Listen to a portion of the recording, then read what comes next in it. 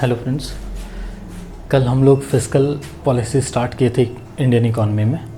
बहुत important chapter है और हम लोग प्रेजेंटेशन ऑफ बजट तक देखे थे। ठीक है, प्रेजेंटेशन ऑफ बजट में जो हम लोग revenue receipt, capital receipt, revenue expenditure, capital expenditure देखे थे, वो बहुत ही इंपॉर्टेंट कंसेप्ट है जिससे रिलेटेड क्वेश्चंस आते हैं। अभी जब हम लोग फिस्कल पॉलिसी ख़त्म कर लेंगे उसके बाद क्वेश्चंस जो यूपीएससी में या अदर स्टेट पीसीएस में जो भी बने हैं इस चैप्टर से, उसको हम लोग एक बारी देखने की कोशिश करेंगे। ठीक है, आज हम लोग वहाँ से प्रेजेंटेशन ऑफ बजट से आगे बढ़ेंगे और डिफरेंट डेफिसिट्स के बारे में पढ़ेंगे। ठीक है, किसके बारे में? डेफिसिट्स के बारे में। तो टाइप्स ऑफ डेफिसिट्स।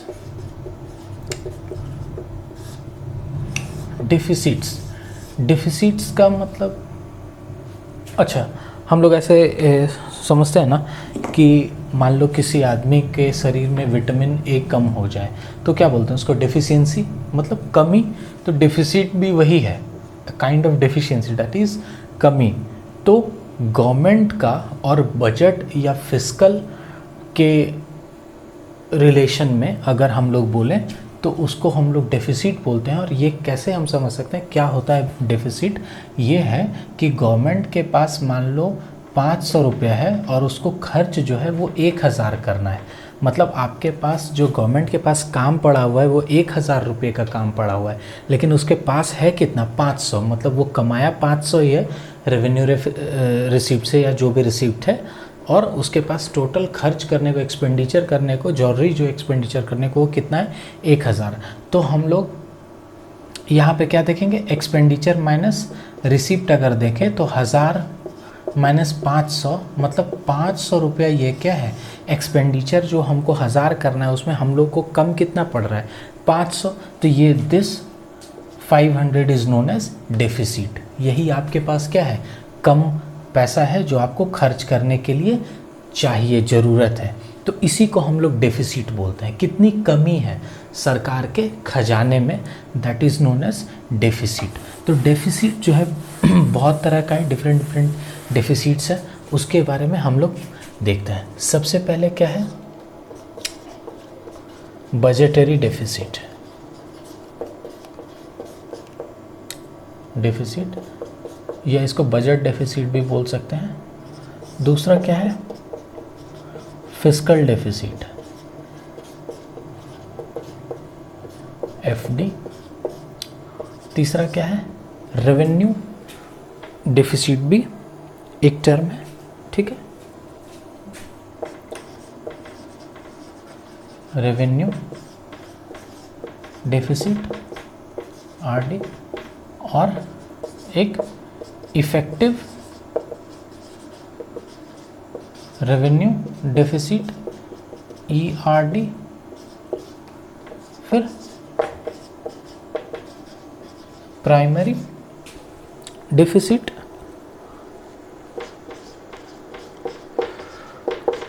ठीक है, ये पीडी। तो ये क्या है?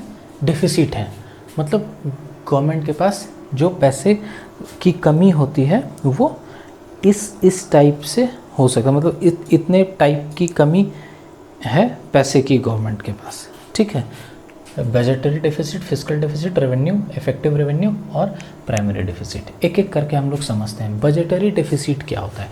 बजट जो हम लोग बनाते हैं, क्या? बजट में होता क्या है?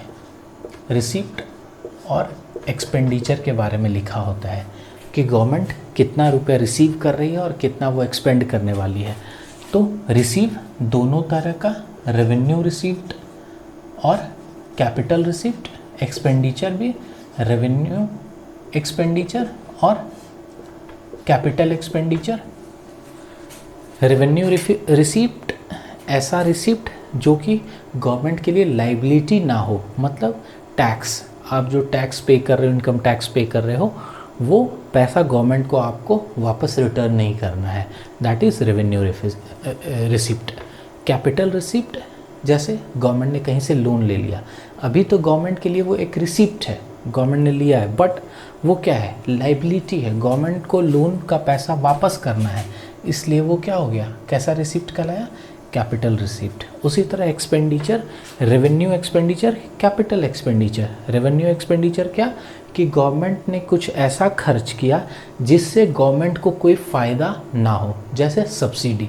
सब्सिडी गवर्नमेंट ने दिया, उससे गवर्नमेंट को कोई फ़ायदा नहीं हो रहा, उससे कोई अर्निंग, ऐसा समझो उससे कोई अर्निंग नहीं होगा गवर्नमेंट का, तो ऐसे एक्सपेंडिचर क्या कहलाते हैं, रेवेन्यू एक्सपेंडिचर। कहते हैं ना हम लोग पैसा डंप कर दी गवर्नमेंट, तो वही ऐसे समझो। और कैपिटल एक्सपेंडिचर क्या हो गया, ऐसा गवर्नमेंट का एक्सपेंडिचर जहाँ से गवर्नमेंट को कुछ रिटर्न आएगा। जैसे एक एरोप्लेन खरीद के, कल एग्जाम्पल हमने बताया था कि एरोप्लेन खरीद के गवर्नमेंट वो उड़ाना शुरू कर दे और पैसेंजर्स टिकट खरीदेंगे तो गवर्नमेंट को अल्टीमेटली क्या होगा, फ़ायदा होगा। ठीक है, तो ये कौन सा था, कैपिटल एक्सपेंडिचर। तो बजट में यही है, रेवेन्यू रिसिप्ट और एक्सपेंडिचर के बारे में हम लोग चर्चा करते हैं। ठीक है, तो अब हम लोग ये बताएंगे कि E-R मतलब मान लो जो टोटल हमारा बजट है, बजट में गवर्नमेंट ने कहा कि भाई मेरा जो एक्सपेंडिचर है वो 10 करोड़ रुपए का होने वाला है इस फाइनेंशियल ईयर में, और गवर्नमेंट ने बताया कि मेरा जो एक्सपेक्टेड रिसिप्ट है वो 5 करोड़ रुपए का होगा। तो हम लोग पूछेंगे गवर्नमेंट से कि बताइए आप जो बता रहे हैं कि आपका रिसिप्ट होगा 5 करोड़ रुपया, आप खर्चा कितना करना चाह रहे हैं, 10 करोड़ रुपया, तो 5 करोड़ रुपया तो आपको कम पड़ रहा है ना खर्चा करने के लिए। तो ये क्या करेगी गवर्नमेंट, कहीं ना कहीं से बोरोविंग करेगी। ठीक है, तो कहीं से लोन ही लेगी। मतलब ये 5 करोड़ है क्या एक्चुअली, ये आपको कम है, this is less, this is the amount which government और क्या बोल सकते हो उसको, डिफिसिट। मतलब यही कि गवर्नमेंट को वो कम है उतना पैसा, गवर्नमेंट को उतना पैसा और चाहिए अपने एक्सपेक्टेशन को फुलफ़िल करने के लिए, एक्सपेंडिचर के एक्सपेक्टेशन को। ठीक है, तो ये 5 करोड़ रुपया क्या है, कम है। यही जो कमी है पैसे की, इसी को हम लोग क्या बोलते हैं, डेफिसिट। और बजट में simple, what is budget deficit, budget में जो गवर्नमेंट का एक्सपेंडिचर रिसिप्ट दिखा उसमें हम लोग एक्सपेंडिचर को रिसिप्ट से घटाए, तो जो अगर ये निगेटिव में आ जाता, इसका मतलब रेवेन्यू जाता होता तो गवर्नमेंट सरप्लस में होती, वो डेफिसिट नहीं होता। लेकिन अगर ये यहाँ पर पॉजिटिव टर्म्स में आ गया, इसका मतलब ये क्या हो गया, इसको कमी हो गया पैसे का, तो that is known as budget deficit. Budget deficit is मतलब expenditure minus revenue, expenditure minus revenue. आपका जितना खर्च होना है और आपके पास जितना पैसा आने वाला है, दोनों को हम लोग डिक्रीज़ कर दिए, तो इसको क्या बोलते हैं, डेफिसिट। एक चीज़ क्या है कि हम लोग डेफिसिट को इसलिए पढ़ते हैं क्योंकि हमारा जो गवर्नमेंट है ना, वो डेफिसिट में ही चलता है। ठीक है, कल हम बता रहे थे कॉन्ट्रैक्शनरी एक्सपेंशनरी जो हमारा था ना बजट, तो एक्सपेंशनरी में क्या होता है, एक्सपेंडिचर हमेशा ज़्यादा होता है, तो एक्सपेंडिचर ज़्यादा होगा, इसका मतलब हमारा डेफिसिट क्या होगा, हमेशा रहेगा। तो इसलिए बजट डेफिसिट क्या होता है कि बजट में आने वाले टोटल रिसिप्ट और एक्सपेंडिचर को जो हम लोग डिक्रीज़ कराते हैं, तो जो वैल्यू आता है that is known as budget और बजटरी डेफिसिट। ठीक है, एक प्रॉब्लम लेकिन यहाँ पर है, क्या है कि समझना है इसको अच्छे से। मान लो गवर्नमेंट ने कहा कि मुझे 10 करोड़ रुपया खर्चा करना है, तो ठीक है, एक्सपेंडिचर इसका कितना हो गया, 10 करोड़, और रिसीप्ट जो है गवर्नमेंट का, गवर्नमेंट बोल रही है कि हम जो रिसीव करेंगे वो कितना, 5 करोड़ रुपया। ठीक है, रिसीव में क्या था, 2 पार्ट है रिसीव का, एक रेवेन्यू रिसिप्ट और एक कैपिटल रिसिप्ट। मान लो कि गवर्नमेंट को ये जो 10 करोड़ रुपए आया है, इसमें ये जो 5 करोड़ है इसका 2 पार्ट है, let's say 3 crore plus 2 crore. ये क्या है, 3 करोड़ 2 करोड़। मान लो ये क्या है, RR रेवेन्यू रिसिप्ट, और ये क्या है, कैपिटल रिसिप्ट। मतलब कि एक्चुअली गवर्नमेंट के पास जो अर्निंग होने वाली है वो कितना होने वाला है, एक्चुअल अर्निंग 3 ही करोड़ रुपया, लेट्स से टैक्स। मान लो गवर्नमेंट का सिर्फ एक ही सोर्स ऑफ इनकम है, वो है टैक्स। तो हम लोग जो भारत के वासी हैं, जो टोटल टैक्स पे करेंगे एक फाइनेंशियल ईयर में गवर्नमेंट को, दैट इज़ 3 करोड़। ठीक है। लेकिन गवर्नमेंट क्या कह रही है कि हमारा रिसीप्ट टोटल कितना है 5 करोड़। कैसे कह रही है 5 करोड़? ये 2 करोड़ रुपया है, ये कैपिटल रिसीप्ट है, मतलब ये गवर्नमेंट ने लोन लिया है। मान लो किससे लोन लिया है? वर्ल्ड बैंक से, ठीक है। बैंक से, वर्ल्ड बैंक से क्या किया है गवर्नमेंट ने? लोन किया है, लिया है 2 करोड़ रुपया। तो ये क्या है? एक रिसीप्ट है। लेकिन ये रिसीप्ट एक्चुअली गवर्नमेंट का तो इनकम नहीं है ना, वो क्या है? लाइबिलिटी ही है। मतलब हमारा खर्च करना है 10 करोड़, आपके पास 5 करोड़ है, इस 5 करोड़ में भी 2 करोड़ आपका नहीं है। लेकिन आप हमको जब बता रहे हैं कि हम जब आपसे पूछे, आरटीआई किए कि बताइए आपका डिफिसिट कितना है, तो आप बताए कि भैया 10 - 5 मतलब 5 करोड़ रुपया। तो ये तो सही नहीं है ना। एक्चुअल में आपका डिफिसिट कितना हो गया? इतना। और ये 2 crore, this is also the liability what government have, तो ये भी तो 2 करोड़ ऐड होना चाहिए। लेकिन बजट डेफिसिट में इसको ऐड नहीं किया जा सकता है। इसलिए इस बजट डेफिसिट के बारे में कहा जाता है कि ये जो बजट डेफिसिट है ये हमारे इकोनॉमी का क्लियर पिक्चर हमको नहीं देता है। That is the reason why in 1997 this system of measuring deficit has been abolished and the new system of measuring the deficit, that is known as fiscal deficit, had taken place of budget deficit। क्या हुआ कि government ने कहा कि भैया 1997 में देख रहा है कि भाई ये तो ऐसे ही गवर्नमेंट बता रही है, मतलब गवर्नमेंट हम लोग को बोल दे रही है 5 करोड़, तो बेवकूफ़ बना रही है। एक्चुअल में गवर्नमेंट का लोन 2 करोड़ इधर से भी लिया हुआ है, इसका मतलब टोटल इसका डेफिसिट कितना है? 7 करोड़ रुपए बता रहा है, 5 ही करोड़। तो इसका मतलब भाई ये सिस्टम में ही गड़बड़ है, झोल है पूरा, ये मतलब गोलमाल है। इसलिए बोला कि नहीं नहीं इसको ख़त्म कीजिए। तो इस सिस्टम को एबॉलिश किया गया कब? 1996 में, 1997 में कहो, ठीक है, 1997 में। और 1997 में आया क्या? ये फिस्कल डेफिसिट का कंसेप्ट, ठीक है, फिस्कल डेफिसिट का। इसका क्या कंसेप्ट है ये हम समझ गए होंगे। आप लोग लिख भी सकते हैं उसको अपने से, व्हाट इज़ बजट डेफिसिट? तो the total expenditure done by the government in a financial year minus, ठीक है, या the difference of total expenditure to total receipt of the government, ठीक है, in a financial year is known as budget deficit, ठीक है। Simple, बस यही बोलेंगे, ये नहीं बताएंगे इंक्लूडिंग बोरोविंग वगैरह। लेकिन ये सही नहीं है, किसके लिए? हमारे इकोनॉमी के लिए। क्यों? क्योंकि ये हमारे इकोनॉमी का क्लियर और सही पिक्चर नहीं देता है। तो फिर क्या हो गया? फिर यहाँ पर चेंज किया गया 1997 में, कहा कि नहीं नहीं इससे काम चलने वाला नहीं, अब नया कोई सिस्टम लाओ। तो वो क्या लाया? फिस्कल डेफिसिट, ठीक है, फिस्कल डेफिसिट। फिस्कल डेफिसिट में क्या हो गया? कहा कि आपका जो एक्सपेंडिचर है माइनस कीजिए रिसीप्ट, टोटल आपका जो एक साल का एक्सपेंडिचर जो एक्सपेक्ट कर रहे हैं वो जो है, और जो टोटल आप रिसीप्ट जो एक्सपेक्ट कर रहे हैं उसको घटाइए। और इस रिसीप्ट में जो है, ये रिसीप्ट कैसा है? Excluding borrowings of the government. कहा कि आपका जो बोरोविंग, आप जो पैसा लोन लेने वाले हैं उसको भैया इससे एक्सक्लूड कर दो, डिक्रीज कर दो, माइनस कर दो, हटा दो, ठीक है। तब जो आपका रियल डिफिसिट है वो हमको दिखेगा। तो कितना था? 10 करोड़ मान लो इसका एक्सपेंडिचर था, और रिसिप्ट इसका बताया कि टोटल 5 करोड़ है, लेकिन इसका बोरोविंग कितना है? बोरोविंग मान लो 2 करोड़ करने वाला है, तो नेट इसका ये 10 crore minus 5 crore minus 2 crore, that is 3 crore. तो आपका टोटल जो डेफिसिट होगा वो कितना होगा? 7 crore, and that is your fiscal deficit. ये कब आया? 1997 में। और ये अब हम लोग को क्लियर पिक्चर देता है, अब हम लोग को क्लियरली पता चल रहा है कि सरकार के पास 7 करोड़ रुपए की कमी है।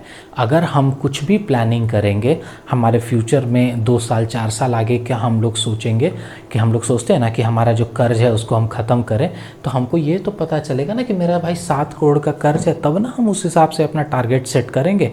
हमको मेरा काम कितना हमको पैसा का ज़रूरत है वो पता ही नहीं है सही, तो हम लोग सही ना टारगेट सेट कर सकेंगे ना सही दिशा में जा सकेंगे। तो इसलिए इसको बजट डेफिसिट को हटा के किसको लाया गया, फिस्कल डेफिसिट को। ठीक है, तो फिस्कल डेफिसिट क्या है, ये किसी भी इकोनॉमी के क्लियर पिक्चर को दिखाता है। ठीक है, उसके बाद थर्ड क्या है, होप कि आपको ये समझ में आया होगा। बहुत इम्पॉर्टेंट, बहुत अच्छे तरीके से मैंने आपको बहुत इजी टर्म्स में मैंने समझाया है। ठीक है, तो होप कि आप ये ज़रूर समझ रहे होंगे, और समझ रहे होंगे तो चैनल को लाइक और सब्सक्राइब तो करना ही है, वो कर ही दीजिएगा। मैं बोलता नहीं हूँ, लेकिन चूँकि मुझे लग रहा है कि ऐसे लोग समझते नहीं। हम लोग जब पढ़ाई कर रहे थे, तैयारी कर रहे थे, तो इस तरह से नहीं समझ में आ रहा था। ठीक है, और बाद में जब खुद से इसको देखा तो चीज़ें क्लियर होती गई। तो ठीक है, अब हम लोग इसके आगे बढ़ेंगे। रेवेन्यू डेफिसिट, थर्ड में क्या है, रेवेन्यू डेफिसिट। ये तो टर्म से ही पता चल रहा है। रेवेन्यू डेफिसिट क्या है, revenue expenditure minus revenue receipt हम लोग कर देंगे, तो ये क्या आ जाएगा, रेवेन्यू डेफिसिट।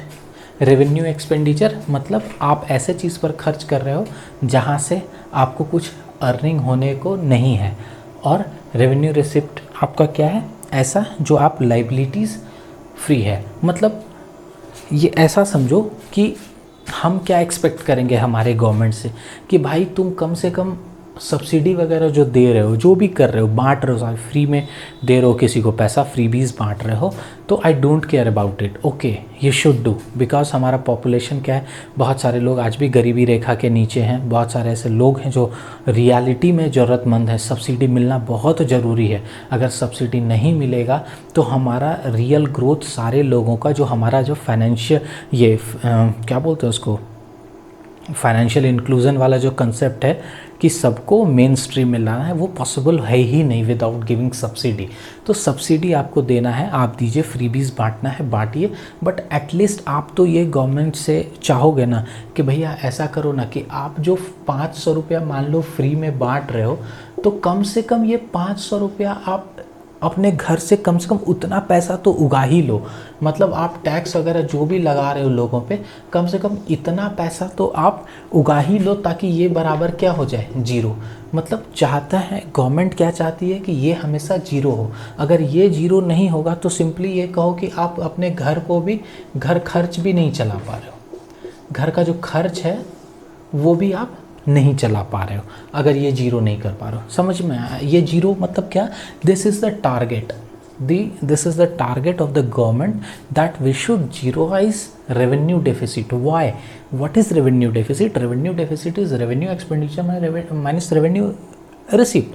Revenue expenditure मतलब ऐसा एक्सपेंडिचर जहाँ से आपको कुछ आना नहीं है।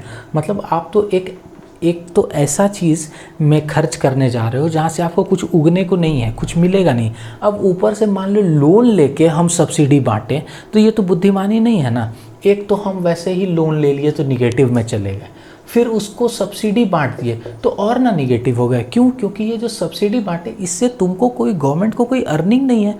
ठीक है, आपके पास कहने का मतलब है कि मान लो आपके पड़ोस में किसी की बेटी की शादी है, किसी लड़की की शादी है, उसमें आपको पैसे देने हैं। ठीक है, आप जो है, आपको पैसा दिया और आप जो पैसे दे रहे हो आपको उसको वापस नहीं लेना है। मान लो 500 रुपीज़ आप दे रहे हो, ठीक है, 500 आपके पास आपका सेविंग्स है, आप दे दिए तो अच्छी बात है, चलो कोई बात नहीं, बहुत अच्छा काम किया, नेक काम किया। लेकिन आप 500 रुपये किसी से कर्ज लेके और उसमें उसको दे रहे हो जहाँ से आपको वापस नहीं आना है, तो आपका टोटल कितना हो गया भाई? 1000 रुपया ना माइनस हो गया। मैं आप मतलब कहो कि आपका 1000 रुपया डूब गया, क्योंकि यहाँ से आपको कोई अर्निंग वापस है नहीं और 500 ऊपर से आपको किसी को देना ही है।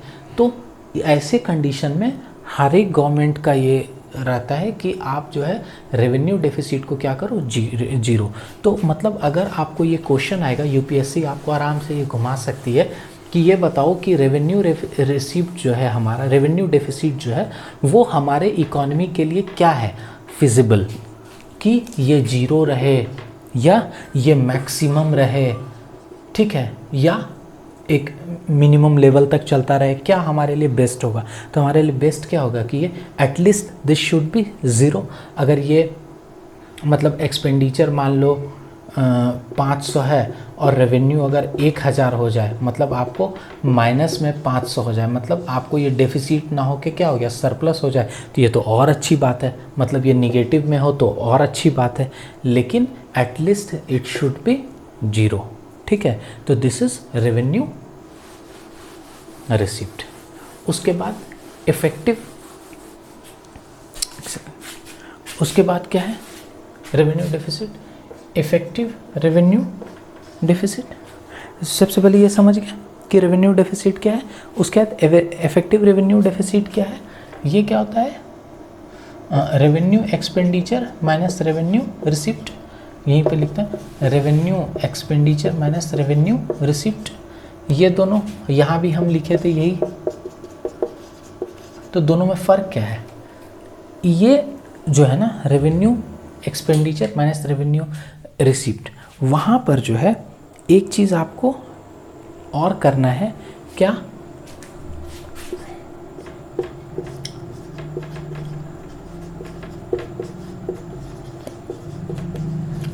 Minus grants to the state. मतलब ये इसको ऐसे भी लिख सकते हैं आरडी माइनस ये ग्रांट्स टू द स्टेट। मतलब रेवेन्यू डेफिसिट माइनस आप जो स्टेट को ग्रांट कर रहे हो, ठीक है, आप जो स्टेट को पैसा दे रहे हो। ग्रांट जो हम लोग स्टेट को करते हैं, ग्रांट इन एड जिसको बोलते हो, और एक होता है लोन। दो चीज़ है। सेंट्रल गवर्नमेंट जो है ना स्टेट गवर्नमेंट को दो तरीके से पैसे देती है। एक तो ग्रांट किया, ठीक है, कहीं बाढ़ आ गया, ठीक है, और उसको उसके कारण क्या हो गया, स्टेट के एग्रीकल्चर पे बहुत बुरा नुकसान पड़ा, तो स्टेट गवर्नमेंट को क्या करना होगा, किसानों को पैसा देना होगा। मतलब पूरे स्टेट को क्या हो गया, एक लॉस हो गया, तो उसको ओवरकम करने के लिए क्या किया जाता है, सेंट्रल गवर्नमेंट उसको हेल्प करती है। सेंट्रल गवर्नमेंट क्या है, बड़े हैं घर के, मान लो तुम किसी कंपनी में, प्राइवेट कंपनी में जॉब कर रहे हो और इस महीने तुम्हारा नौकरी चला गया, मतलब अब नेक्स्ट महीने तुमको नौकरी तुम्हारा लगेगा, एक महीना का बीच में गैप हो गया जहाँ पर आपको सैलरी नहीं मिली, तो आपका घर कैसे चलेगा, आपको क्या होगा, आपके जो घर के बड़े हैं वो आपको पैसा देंगे, तो वो जो आपको पैसा दिए दैट इज़ ग्रांट। और दो चीज़ है, आपकी नौकरी लगातार चली हुई, आपने अपने शौक से, अपने घर वाले से या अपने गार्जियन से 1 लाख रुपए का पैसा लिया कि चलो हम आपको रिटर्न कर देंगे, तो दैट इज़ लोन। तो ग्रांट जो होता है उससे भी गवर्नमेंट को कुछ वापस आना नहीं है। तो ये रेवेन्यू डेफिसिट में जब हम लोग ग्रांट घटा देंगे कि गवर्नमेंट स्टेट को भी जो पैसा दियो, तब जो आपके पास बचेगा वो एक्चुअल डेफिसिट होगा। मतलब अमाउंट आपका क्या होगा, और बढ़ जाएगा, जैसे वहाँ फिस्कल वाले में था। तो उसी को हम लोग क्या बोलते हैं, इफेक्टिव रेवेन्यू डेफिसिट। उसी को क्या बोलते हैं, इफेक्टिव रेवेन्यू डेफिसिट। एक बार इसको लिख लीजिए, ठीक है, लिख लिया। ये जो इफेक्टिव रेवेन्यू डेफिसिट है, ये भी एक क्या है, फिस्कल इंडिकेटर है। ये हमारे सारे इंडिकेट करता है हमारी इकोनॉमी के बारे में। तो ये जो है ना, ये नया है, इसको ऐड किया गया है न्यूली, ये 2012 में आया है, ठीक है, ERD 2012 में ऐड हुआ है, ठीक है। एक बार लिख लीजिए इसको कि ये 2012 में ऐड हुआ है। क्या अब लास्ट क्या बच गया, प्राइमरी डेफिसिट। इसको हम लोग आगे पढ़ेंगे, ठीक है, अभी इसको रखते हैं, इसको आगे हम लोग पढ़ेंगे, ठीक है। अब हम लोग क्या देखने जा रहे हैं, impact of deficit. Impact of deficit, ये तो देख लिया कि डेफिसिट क्या है। अब इससे क्या फ़र्क क्या पड़ता है। मान लो आप गवर्नमेंट हो, ठीक है, आपके पास 500 रुपये कम है, ठीक है, एक्सपेंडिचर और रेवेन्यू, मतलब 500 रुपये आपको कम है, तो आपको क्या करना होगा, कहीं ना कहीं से बोरोविंग करना होगा, तभी आप क्या कर सकते हो, अपने कंट्री में डेवलपमेंट का काम आगे बढ़ा सकते हो। तो कहीं ना कहीं से तो बोरोविंग करना होगा, खैर वो चीज़ है, अलग चीज़ है, ठीक है। तो वो क्या है, बोरोविंग करोगे तो अच्छा तो नहीं है ना, आप कहीं से लोन लेके काम करो, that is not good for you, ठीक है, for the health of economy. But हम लोग को करना पड़ता है क्योंकि उतना रिसोर्सेस नहीं है हमारे पास, ठीक है।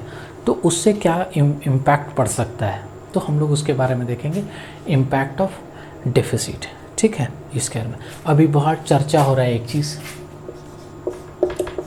क्या, देखो सबसे पहला इम्पैक्ट यही है, अभी क्या है, इंडियन रुपीज़ का वैल्यू कितना है, 82 रुपीज़, $1। हम लोग क्या बोलते हैं, देखो इंडियन करेंसी $1 82 रुपीज़ का हो गया, पहले कितना था 72 रुपीज़ 73 जो भी था, इससे हाइक कर गया। तो हम लोग बोलते हैं ना, बहुत लोग नहीं भी समझते हैं ये क्या है, फिर भी बोलते हैं बाप रे $1 82 रुपीज़ हो गया, उसको पता नहीं है, उसको कोई मतलब नहीं इससे हो क्या रहा है, उसको ये भी नहीं पता है कि 82 रुपीज़ का क्या है, लेकिन वो ऐसे बोलते हैं। तो क्या है ये समझिए, अच्छा न है कि हमारा 72 से बढ़ाना है 82, तो अच्छा चीज़ है कि ये बढ़ गया, लेकिन नहीं, ये है क्या, ये समझना है। देखो जब भी डेफिसिट होगा तो डॉलर के टर्म में वैल्यू का जो रुपीज़ का जो वैल्यू है, हमारे कंट्री का जो रुपीज़ है वैल्यू, वो क्या होगा, डिक्रीज़ करेगा, ठीक है। वो क्या होगा, डिक्रीज़ करेगा, मतलब उसका वैल्यू घटेगा। वैल्यू घटने का मतलब क्या है, ये समझना है। अभी देखो, एक डेयरी मिल्क हम खरीद रहे थे, ठीक है, वो कितने में, 10 रुपये में, ठीक है। एक डेयरी मिल्क का पैकेट था, ये ऐसे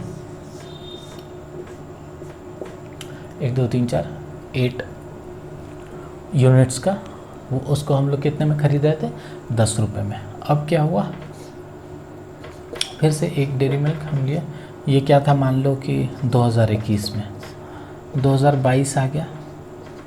अभी जो एक डेयरी मिल्क हम खरीदने गए, सेम यही डेयरी मिल्क है यहाँ पे,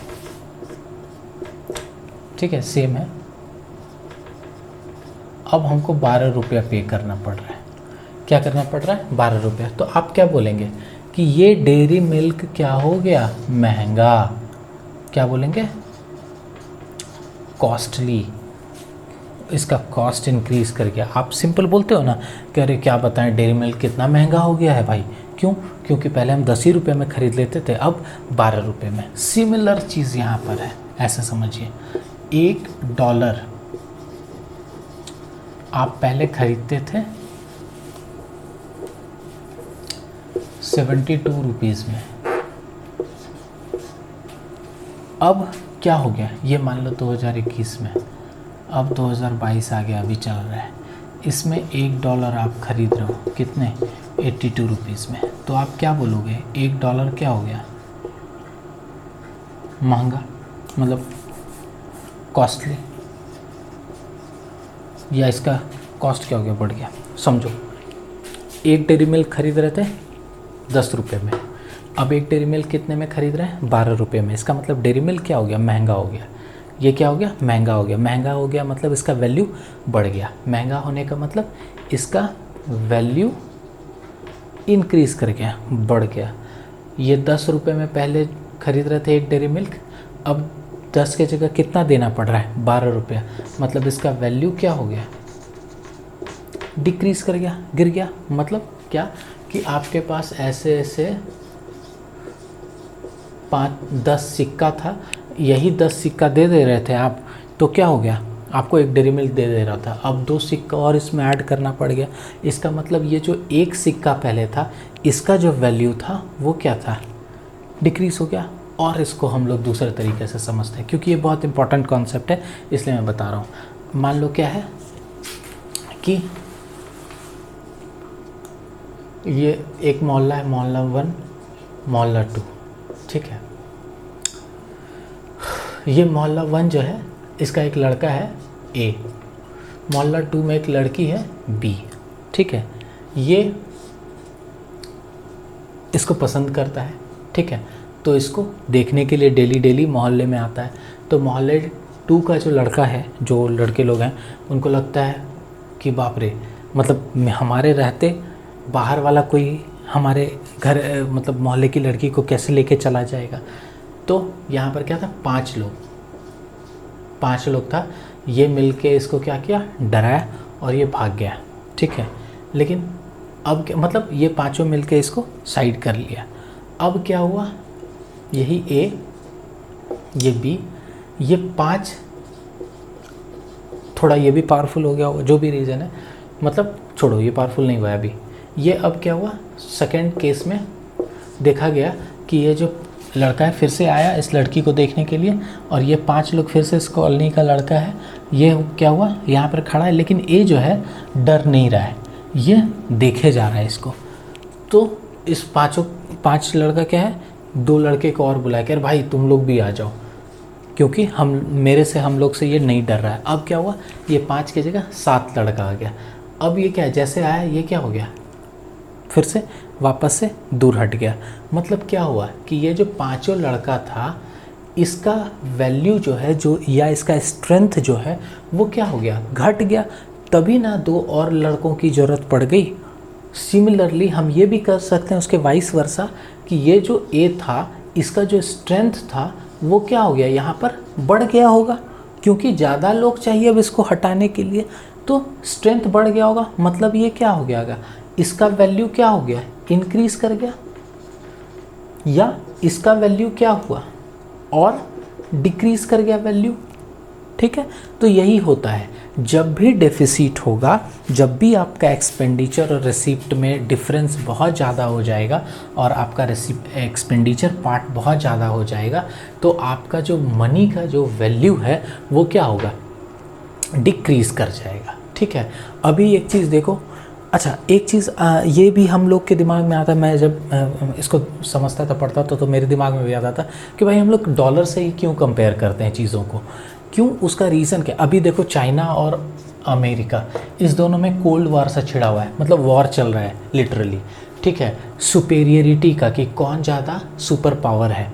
क्यों, क्योंकि इसका जो करेंसी है चाइना का, क्या है करेंसी, युआन ना, युआन, ठीक है, येन्स है जो भी, और अमेरिका का डॉलर।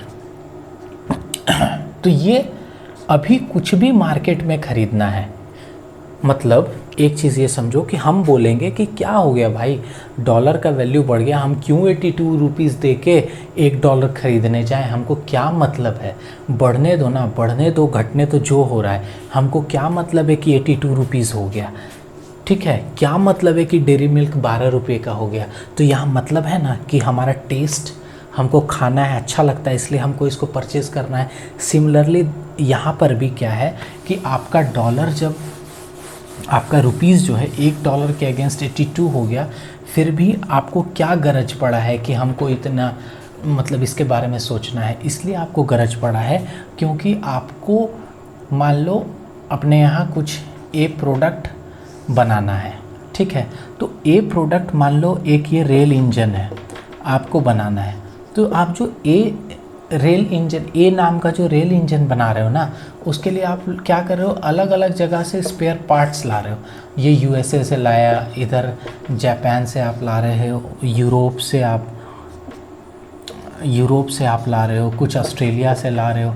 तो आप गए यूएसए के पास अपना करेंसी लेके, अपना नोट लेके, बोले क्या कि भैया लो ये 500 रुपया, हमको रेल इंजन का पार्ट 1 2 3 4 4 पार्ट है, फर्स्ट पार्ट दो। ये बोलेगा नहीं नहीं भाई, इसका हम क्या करेंगे, इसको भी दोगे, ये भी नहीं लेगा, ये भी नहीं लेगा, ये भी नहीं लेगा। क्यों, क्योंकि इंडियन करेंसी का वैल्यू नहीं है, उसका मतलब वैल्यू नहीं, एक्सेप्टेंस नहीं है पूरे मार्केट में हर जगह। लेकिन अगर आप इसको डॉलर दोगे तो बोलेगा ठीक है हम ले लेंगे। क्यों, क्योंकि ये भी आगे चलकर अगर ट्रेड करेगा किसी XYZ, ये मान लो नॉर्थ कोरिया के साथ और साउथ कोरिया के साथ ट्रेड करेगा, तो ये जब जाके इसको डॉलर देगा तो डॉलर ले लेगा, और ये अगर आपका रुपीज़, इंडियन रुपीज़ इसको देगा तो ये नहीं लेगा। क्यों, क्योंकि ये भी आगे किसी के साथ ट्रेड करेगा, वो भी सिर्फ किस में डील होगा, डॉलर में। क्यों, क्योंकि डॉलर जो है सुपर पावर है वर्ल्ड का, मतलब वो अमेरिका की करेंसी, और अमेरिका सुपर पावर में हर जगह उसका बोलबाला, हर जगह वो घुसा हुआ है, ठीक है। चाहे रॉ मटेरियल ले लो, फिनिश्ड गुड ले लो, इंटायर चीज़, आपको कुछ भी करना है तो उसके यहाँ से आपको माल खरीदना है, ऐसा समझ लो। तो मतलब उसका डॉलर जो है उसका वैल्यू, अमेरिका का वैल्यू ज़्यादा है इसलिए उसका डॉलर का वैल्यू ज़्यादा है, तो सारा ट्रेड किस में हो रहा है, डॉलर में। यही चीज़ चाइना ब्रेक करना चाह रहा है और चाइना चाह रहा है कि ये जो है डॉलर के जगह मेरी करेंसी भी इसी तरह से चले, लोग मेरी करेंसी में भी ट्रेड करें। जब इसकी करेंसी में लोग ट्रेड करेंगे तो क्या होगा, आपको इसकी करेंसी को रखना पड़ेगा।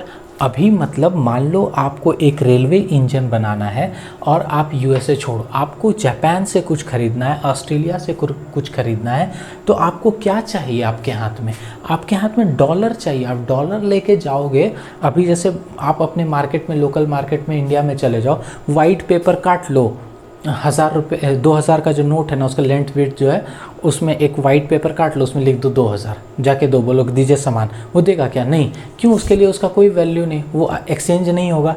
उसी तरह से जब आपको मान लो जापान से कुछ खरीदना है, तो जब आप उसको इंडियन रुपीज़ दोगे ना, उसके लिए उसका कोई वैल्यू नहीं है, क्यों, क्योंकि वो आगे एक्सचेंज नहीं कर सकेगा, तो वो क्या खोजेगा आपसे, डॉलर। तो आपको अमेरिकन जो बैंक है, अमेरिका से आपको क्या करना होगा, डॉलर परचेज करना होगा, आपको मार्केट से डॉलर खरीदना होगा, ताकि आप डॉलर खरीद के और वो डॉलर लेके जापान के मार्केट में जाए और ईज़िली आप वहाँ से सामान खरीद सकें। तो ये जो डॉलर आपको ख़रीदना होगा, इसके लिए आपको पहले कितना देना पड़ता था, 72 रुपीज़, अब आपको क्या देना पड़ेगा, 82 रुपीज़। इसका मतलब आपका जो पैसा का जो वैल्यू था वो क्या हो गया, डिक्रीज़ कर गया, घट गया। इसलिए हम लोग बोलते हैं कि हमारे पैसे का वैल्यू क्या हो गया, डिप्रिसिएट कर गया, डिक्रीज़ कर गया, घट गया, वैल्यू घट गया। तो यही होता है, जब आपका डेफिसिट होगा तो सबसे पहला इफ़ेक्ट जो उस पर पड़ेगा वो किस पर पड़ेगा, आपके लोकल करेंसी पर, आपके कंट्री के करेंसी पर पड़ेगा, और आपका करेंसी जो है वो क्या हो जाएगा, डेप्रीसिएट कर जाएगा। क्या हो जाएगा, डेप्रीसिएट।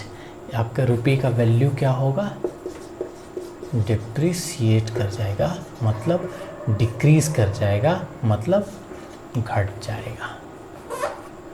आया समझ में।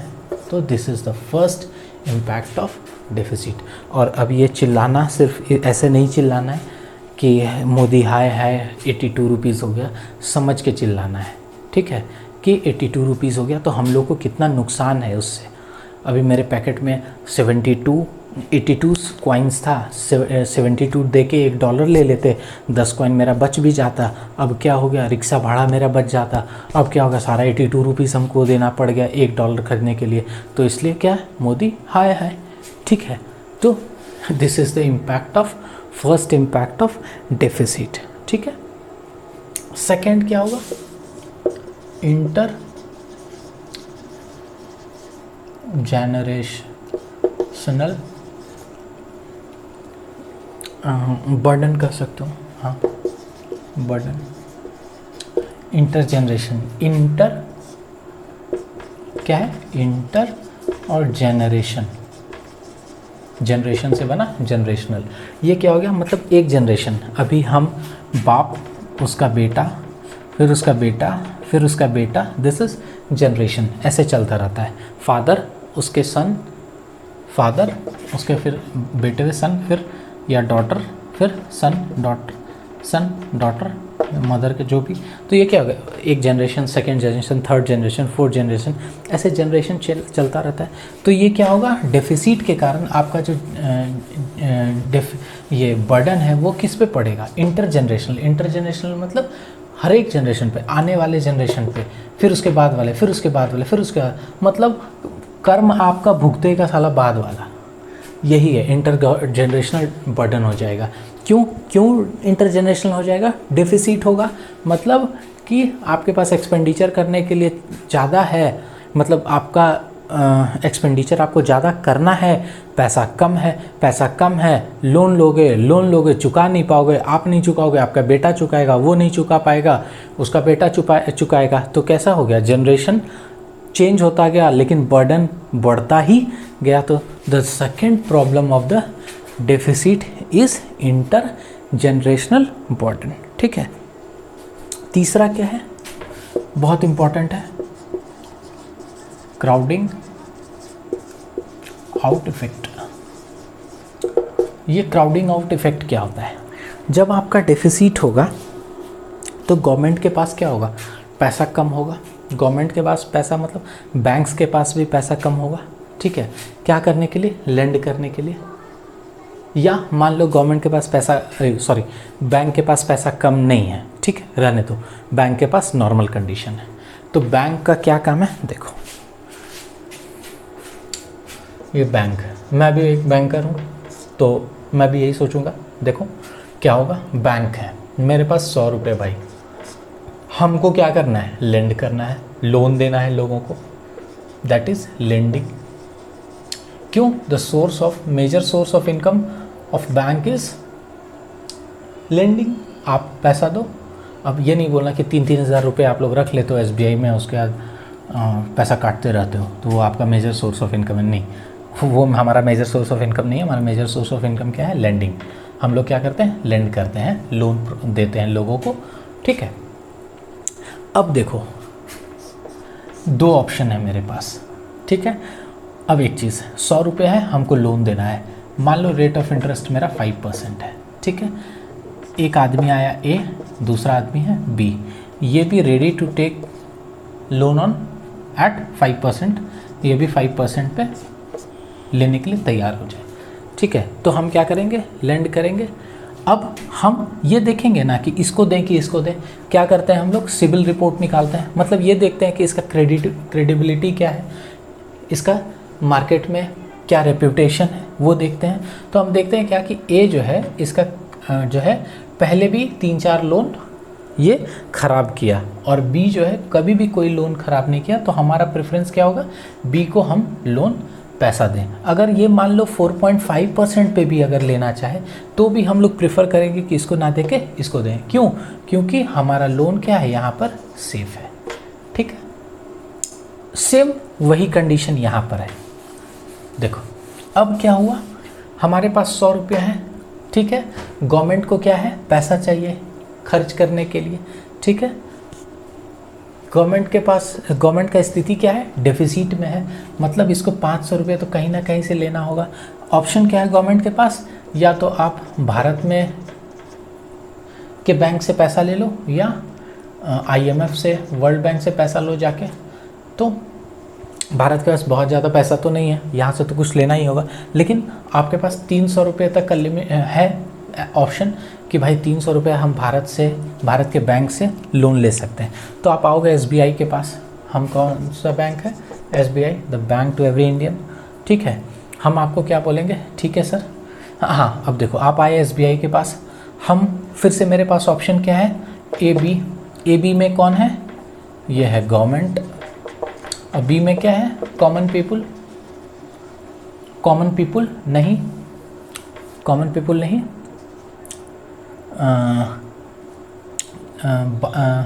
कोई भी एंटरप्रेन्योर है मान लो, ठीक है, प्राइवेट प्लेयर्स है, जो भी प्राइवेट प्लेयर्स है जो हमारे यहाँ से लोन लेके कुछ काम करना चाह रहे हैं, कोई स्टैब्लिश करना चाह रहा है इंडस्ट्री या कुछ भी।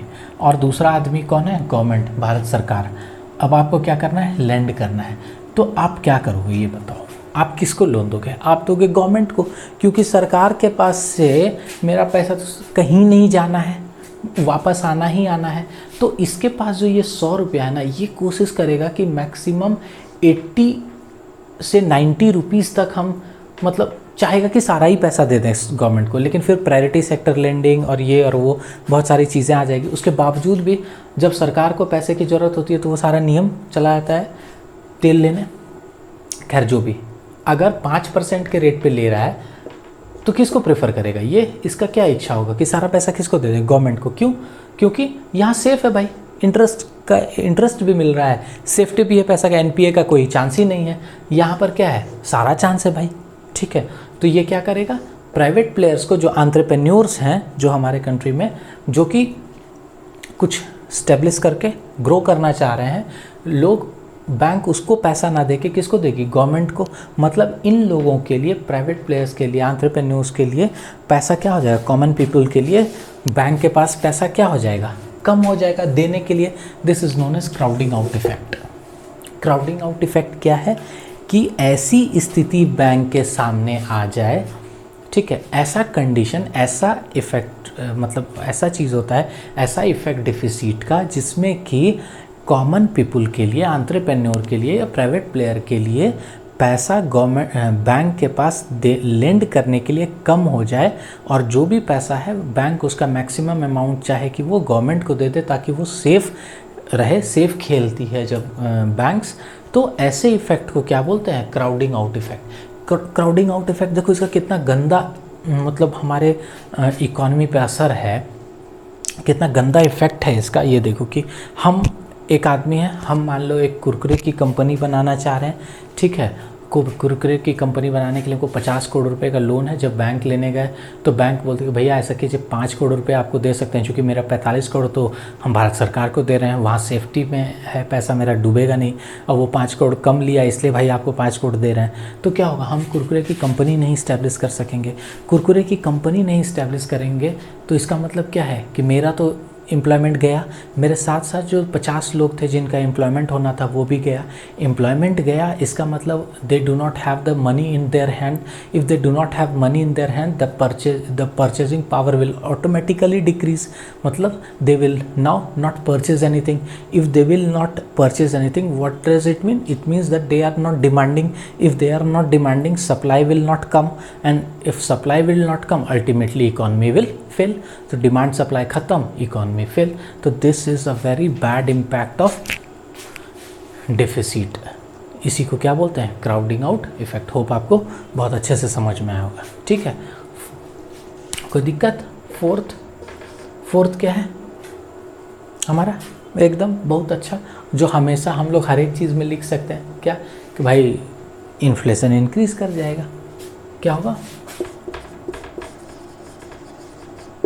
इन्फ्लेशन इंक्रीज कर जाएगा, ठीक है। इन्फ्लेशन मतलब महंगाई, 5 रुपये का चीज़ 10, 10 का 15, इन्फ्लेशन इंक्रीज कर जाएगा, ठीक है। तो ये क्या होगा? Impact of deficit. अगर आपको क्वेश्चंस ऐसे लिखने के लिए आए मेंस एग्जाम में, चाहे वो बीपीएससी, जेपीएससी या यूपीएससी में, कि what are the impacts of deficit on Indian economy, तो व्हाट यू विल राइट, आप ऐसे करके इसको लिखना, एक्सप्लेन करना, ठीक है। सिर्फ अगर आपको मान लो ये 10, 15, 20 नंबर का क्वेश्चन आता है, 25 नंबर का, तो this 4 point will not be sufficient. आप इसको कितना लिखोगे, ठीक है, सफिशिएंट नहीं है। फिर हम लोग इसको क्या करेंगे? अब इम्प्लाई, हम ये क्या है? डायरेक्ट इफेक्ट है इसका, और इसके बाद इम्प्लाई, और हम क्या इससे इम्प्लाई कर सकते हैं, ठीक है, कि भाई क्या कर सकते हैं?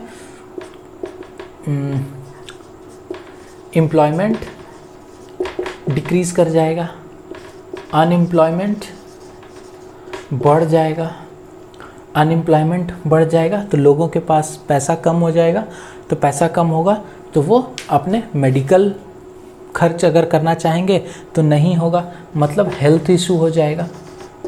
मतलब एक फिट आदमी में ही एक फिट ब्रेन रहता है ना, हम लोग ऐसा बोलते हैं ना कि एक हेल्दी मैन में ही एक हेल्दी ब्रेन बसता है, तो वो नहीं होगा, ठीक है। तो ऐसे करके बहुत सारे छोटे छोटे पॉइंट्स हैं, मतलब पॉलिटिकल, सोशल, इकोनॉमिकल, सब चीज़ को जोड़ देना है, उसको जोड़ के भाई आप लिख देना। लेकिन ये मेजर पॉइंट्स हैं, दिस यू शुड राइट, और इसको आप ऐसे एक्सप्लेन करके लिखोगे तो आपको बहुत अच्छे मार्क्स आएंगे मेंस में भी, ठीक है। तो this is the impact of deficit. और आपको पीटी में तो डायरेक्टली पूछ देगा कि what is crowding out effect. Direct crowding out effect, ऐसा सिचुएशन जब बैंक के पास ऑप्शन हो कि वो पैसा गवर्नमेंट को दे या प्राइवेट को दे, तो गवर्नमेंट को पैसा देगा, प्राइवेट प्लेयर्स के लिए पैसा नहीं रहेगा बैंक के पास, that is known as crowding out effect. This is the simplest way to understand. ये बहुत सिंपल तरीके से मैंने आपको बताया, आप बुक्स पढ़ोगे तो आपको समझ में नहीं आएगा, और आप क्राउडिंग आउट इफेक्ट जो है, ये इफेक्ट आप पे बहुत बुरा पड़ जाएगा और घूमते रह जाओगे, ठीक है। तो this is the impact of deficit.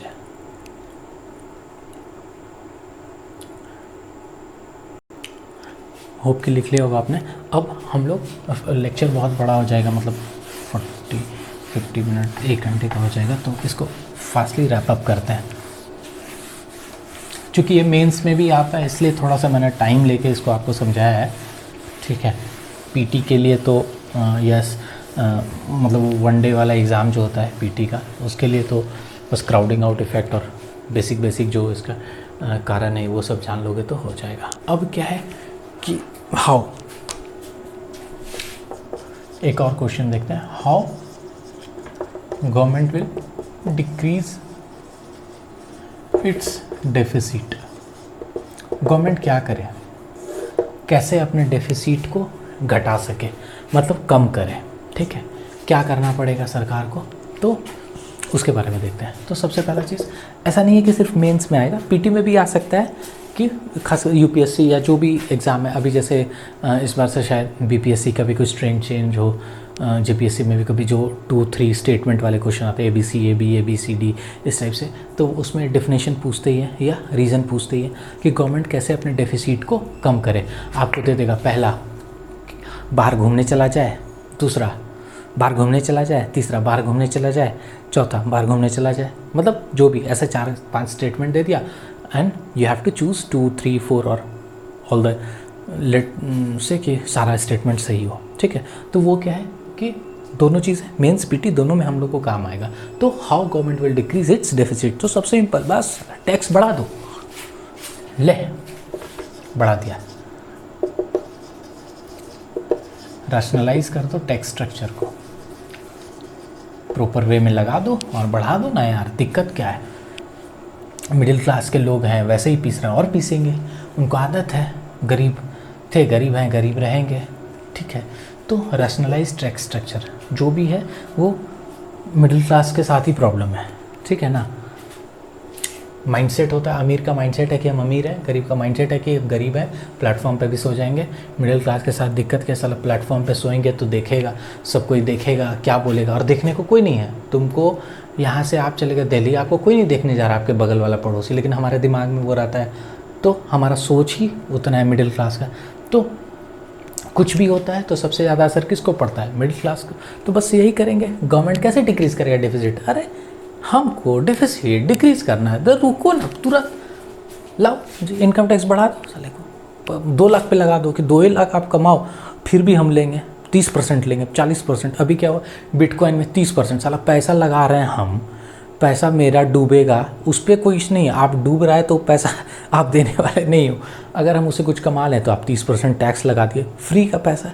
तो वही है कि रैशनलाइज टैक्स स्ट्रक्चर कर, देखो दारू पी रहे हैं लोग, तो यहाँ पीते भी नहीं हैं लोग, 70% कर दो, टैक्स लगा दो उस पर, तो वो तो खैर अच्छा चीज़ है, 70 क्या 100 हो जाना चाहिए, 200% हो जाना चाहिए, किसी का घर बच जाएगा, ठीक है। तो ये है सबसे पहला स्टेप गवर्नमेंट क्या करेगी, सबसे फर्स्ट एंड सबसे इजी स्टेप गवर्नमेंट के पास यही है कि ऐसे आदमी का मुंह पे सर पे चढ़ जाओ जो कि कुछ बोल नहीं सके, मिडिल क्लास, तो रैशनलाइज टैक्स स्ट्रक्चर, ठीक है। दूसरा, इन्वेस्ट करो किस में, इंफ्रास्ट्रक्चर में, ये बहुत कॉमन हो गया। किसके इंफ्रास्ट्रक्चर में, पीएसयूज़ के।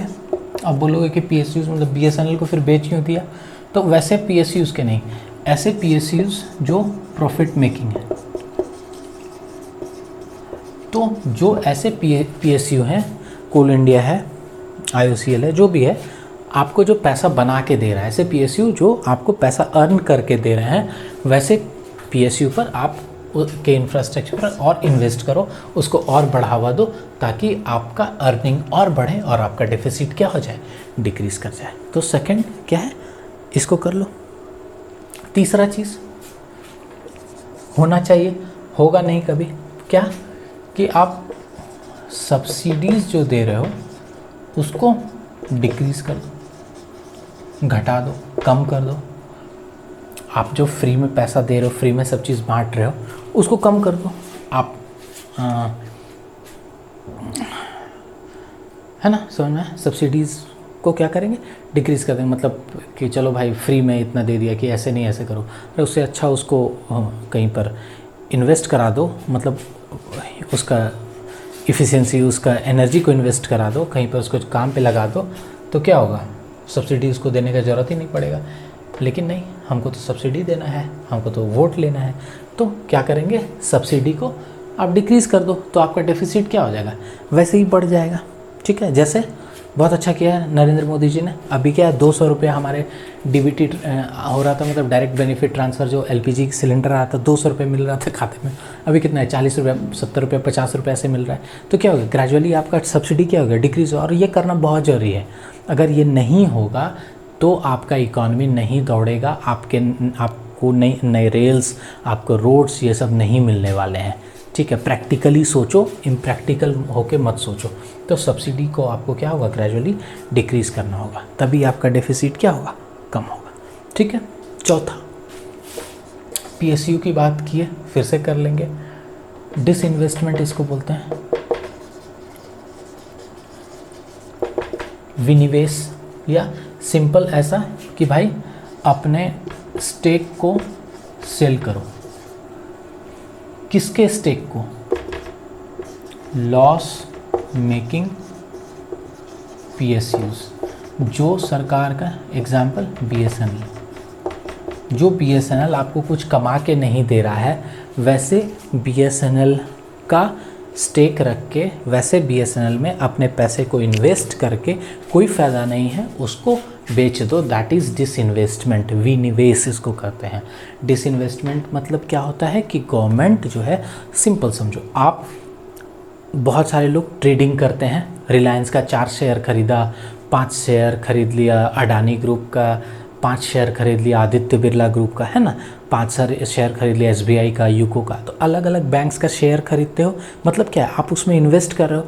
अब मान लो एसबीआई जो है कभी नहीं डूबेगी। अगर मान लो आईसीआईसीआई बैंक डूब जाए, मतलब वो डूबने लगे धीरे धीरे धीरे धीरे, वो क्या है, मार्केट कैपिटल उसका धीरे धीरे ग्रेजुअली डिक्रीज़ करे। तो मान लो आप खरीदो 500 रुपये में, यहाँ जीरो हो जाए, जब देख रहे हो कि 400 रुपया हो गया, 300 हुए जा रहा है, आपको पता है कि ये धीरे धीरे ख़त्म हो जाएगा, तो हम क्या करेंगे, यहाँ से पैसा अपने निकाल लेंगे ना भाई, कि छोड़ देंगे। आप पैसा निकालते हो कि नहीं निकालते हो? तो जब सरकार बेचती है अपना स्टेक ऐसे कंपनी में जो कि अब साला बंद हो जाएगा, तो काहे चिल्लाते हो भाई कि बीएसएनएल को बेच दिया मोदी गवर्नमेंट? कुछ नहीं बेच रहा है यार, वो डिसइन्वेस्टमेंट कर रहा है, उसका पैसा लगा हुआ, पैसा अपना निकाल रहा है, काहे के लिए इसको पकड़ के चलेगा? कितना दिन से वैकेंसी नहीं आया है भाई बीएसएनएल में, पता है 2012 में पास आउट हुए हैं, तब से तो वैकेंसी नहीं देखे बीएसएनएल में, तो काहे के लिए इसको ढो रहे हो? काहे इसका बिल्डिंग सब तो बेच दिया सब। तो दैट इज डिसइन्वेस्टमेंट। डिसइन्वेस्टमेंट करना is very important to decrease the deficit. ठीक है, तो ये, और चौथा हो गया, पांचवा लास्ट, जैसे बोलेंगे तुम लोग हल्ला करने लोगे, बोलोगे मोदी का आदमी है। ठीक है, रेलवे को प्राइवेट कर दो, रेलवे को प्राइवेटाइजेशन, रेलवे का प्राइवेटाइजेशन कर दो। ठीक है, वो भी क्या है, एक टाइप का डिसइन्वेस्टमेंट ही है। ठीक है, प्राइवेटाइजेशन का मतलब ये नहीं होता है कि बेच देना, प्राइवेटाइजेशन का मतलब होता है, आप देखो हम लोग बोलते हैं ना, आज देखना मतलब एक प्रैक्टिकल चीज़ है, अडानी, अंबानी, बोलते हैं मोदी गवर्नमेंट, मोदी जो है अंबानी का आदमी है, मोदी जो है अडानी का आदमी है। हम लोग प्रेरित हो जाते हैं किससे? पॉलिटिकल पार्टीज से। हम मोदी की बात नहीं कर रहे हैं या कोई अदर पार्टी की बात नहीं कर रहे हैं, हम प्रैक्टिकली बात कर रहे हैं कि अंबानी है।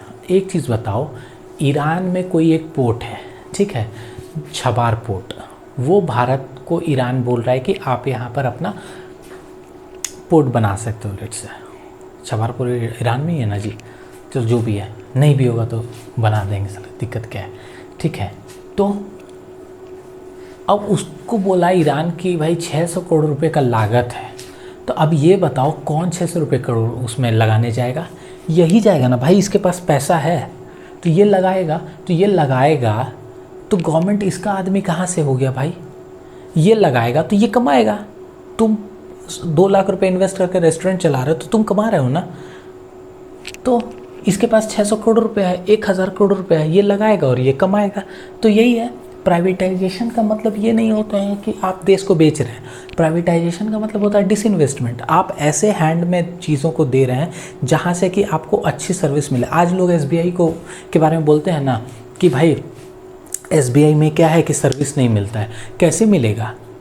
ICICI में सर्विस मिलता है, HDFC में सर्विस मिलता है। किसको मिलता है भाई? जिसके खाते में 25,000 रुपये हमेशा रहे। हम लोग 3,000 रुपये किए तो चिल्लाने लगे कि SBI वाला 3,000 रुपये से कमाता है, इसका प्रॉफिट उसी से हो गया है। अरे वैसा कुछ नहीं है यार। SBI जो है ना वो PSU है, उसका मोटो मतलब सेंस वही है, मतलब उसका motto is not profit making, social service उसका सबसे पहला मोटो कि भारत के ऐसे नागरिक जिनके पास 1 रुपया भी नहीं हो वो भी बैंक खाता खोल सकते हैं SBI में आके। 1 रुपया भी नहीं है, बैंक खाता खोल रहा है तो उसको मेंटेन करना है ना, उसका मेंटेनेंस कॉस्ट कौन भरेगा? बैंक भर रही है, बैंक का पैसा जा रहा है। HDFC बैंक में आपको खाता रखना है, मिनिमम 25,000 देना होगा। मेरे जैसे आदमी का औकात नहीं है कि वहाँ पर जाके 25,000 रुपये हमेशा अपने खाते में रख सके, ठीक है। तो क्या है कि वो लिमिटेड, लेकिन वो प्राइवेट कंपनी क्या करती है? सर्विस अच्छा प्रोवाइड करती है, ठीक है। उसी तरह से जब वो HDFC बहुत बढ़ जाएगा तो हो सकता है वो 25,000 का क्राइटेरिया भी घटा दे, तो प्राइवेट सेक्टर्स को आगे करना पड़ेगा। आप अभी जो हाइब्रिड एन्युटी मॉडल पे जो रोड्स बनता है, जो हाईवेज बनता है, क्या होता है हाइब्रिड एन्युटी मॉडल? उसमें क्या करता है कि प्राइवेट प्लेयर्स को बोलता है भाई आप पैसा लगाओ ना, फिर बाद में टोल से पैसा उगा लेना, पैसा कमा लेना। क्यों प्राइवेट प्लेयर्स को घुसा रहा है? वहाँ पर बोलो ना कि नहीं हमको नहीं चाहिए प्राइवेट प्लेयर्स, हम खड्डे वाले पे रोड पे चलेंगे, नहीं बोलते हैं ना। क्यों? क्योंकि वहाँ अच्छा लगता है स्मूथ रोड पे चलना, टाइम कम लगता है। तो वही है, disinvestment is not privatisation. Ambani Adani, आज अंबानी को हम लोग बोलते हैं कि मोदी का आदमी है, तो ऐसा थोड़ी है कि जो भाजपा के अगेंस्ट वाले लोग होंगे, मैं सिंपल बात कर रहा हूँ, वो रिलायंस में अपना काम करना छोड़ देंगे। आज रिलायंस कितने लोगों को एम्प्लॉयमेंट दिया है। तो जिसके पास ज़्यादा पैसा होगा वो इन्वेस्ट करेगा, वो ज़्यादा कमाएगा, चाहे वो जो हो, ठीक है। तो आपको प्रैक्टिकली पॉजिटिवली सोचना है, आपको आंसर जो है बायस्ड होके नहीं लिखना है कि नहीं जो सही है प्रैक्टिकली ये सही है। If this company is growing तो दिस इज़ ग्रोइंग बिकॉज कि वो कंपनी अच्छा काम कर रही है और इसके कितने एम्प्लॉयज़ हैं जो अंबानी के अंदर काम कर रहे हैं, ठीक है। वो अंबानी को बढ़ा रहे हैं, वो बढ़ा रहे हैं, ना कि मोदी बढ़ा रहे हैं अंबानी को, ठीक है। तो डिसइन्वेस्टमेंट इज़ इम्पॉर्टेंट। तो कैसे हम लोग अपने डिफिसिट को डिक्रीज़ कर सकते हैं? तो टैक्स स्ट्रक्चर को रैशनलाइज कर दो, मतलब सिंपल है कि मिडिल क्लास को और मार दो। इन्वेस्टमेंट करो कहाँ? ऐसे इंफ्रास्ट्रक्चर में। किसके इंफ्रास्ट्रक्चर में? ऐसे PSUs जहाँ की प्रॉफिट हो। उसके बाद क्या करो? सब्सिडीज़ को कम करो, करोगे नहीं। डिसइन्वेस्टमेंट को करो, मतलब स्टेक अपना सेल करो, लॉस मेकिंग जो PSUs है जैसे BSNL है। फिर रेलवे को प्राइवेटाइजेशन कर दो, हो जाएगा, ठीक है।